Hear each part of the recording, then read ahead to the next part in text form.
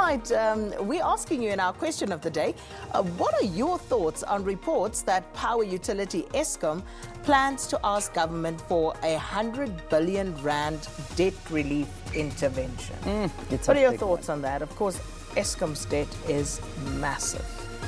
419 billion. To be That's exact. the exact amount we're talking about. 419 billion rand is the debt that Eskom finds itself in. And they find themselves in that position, but we find ourselves in the dark. I mean, yesterday was, again, another day of load shedding, an atrocious day of load shedding. I know that there's been lots of rumours doing the rounds that there's going to be a national blackout in South Africa today. But Eskom have said there's absolutely no truth to that. So if you're seeing these social media messages doing the rounds, Eskom have denied that there's going to be a total blackout. But the reality is load shedding is there, and it is happening, and it's real. And why is it happening again?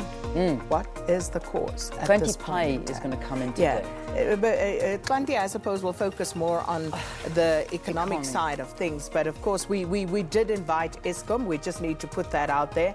And unfortunately, they're not talking at the moment. Yeah. So we can't get their side of the story, which is why we're saying this is what is reportedly, you know, the request from Eskom. So let's just put that out there. All right, let's shift our focus now to stories of the day, and these are some of the big ones. Okay, so here we go. President Cyril Ramaphosa is expected to officially open the Atlantis Special Economic Zone in the Western Cape. And then in Parliament, the ANC is expected to bring a motion to the National Assembly on the way forward regarding the amendment of Section 25 of the Constitution. That is, of course, to allow for land expropriation without compensation. Former SABC COO Hlaudi Motsoeneng will be at the High Court in Johannesburg, challenging a decision to withhold his pension.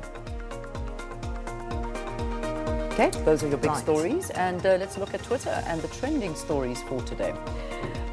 Remember Nelson Mandela? Well, that's a big, it's a big talking point that was yesterday. Of course, it was 5 years, the 5-year anniversary since the passing of Tata Madiba on the 5th of December, and a lot of people remembering him, sharing memories as to where they were. I know that there was a discussion last night at the Nelson Mandela Foundation where they were talking about the media's role in Nelson Mandela and the plans that went into whether it be the broadcast, the print media, international media, and everything around Nelson Mandela and the coverage thereof. And of course, where are we now in remembering his legacy? So that's because it's interesting with that particular funeral. I know all media houses had a plan. Yeah, they had a plan of how they would cover this, because this was arguably the greatest statesman alive. Yes. So we had to have a plan. A massive plan. And not many media houses speak about that plan. So the so-called M plan. So it was quite interesting to sit and listen to the plans that media houses had. But also interesting what people think about that, because do you honestly expect media houses not to plan for such eventualities? You have to. Because we'll just trip over ourselves if we don't. Yeah. I mean, there are obituaries that are there, ready-made to be played in the eventuality. Macabre, but true. It is very true.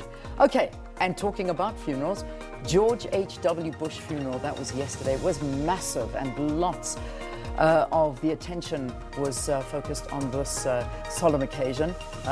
He had a long life. He did. A fruitful, long life, and but a lot of people gathering to remember George H.W. Bush. That's the funeral that was held yesterday. And then hashtag scrap e-tolls, and we had this in the news as well. Of course, that move afoot once again to look into this. Over 100 DA supporters marching on the Premier's office in the Joburg CBD yesterday, demanding that Makura use his influence to actually make sure that this is scrapped. And I think the ANC is caught between a rock and a hard place with regard to e-tolls, because I don't know if you remember, Leanne, when Nomvula Mokonyane was still, what was her position at the time? In Gauteng. Just trying to remember, because she served as MEC in various portfolios as well. But she came out and she said, we were never consulted. And about e-tolls. And the question was, if government, the provincial government was never consulted, when were we consulted as the public? We were never consulted. But then we had that process unfold. But the long and short of it is, people still don't want to pay e-tolls. Yeah, and the Premier was here this week saying, no to e-tolls as well. So let's see what comes. But anyway, we've got Rob Byrne on the line as well. And Rob, that e-toll conversation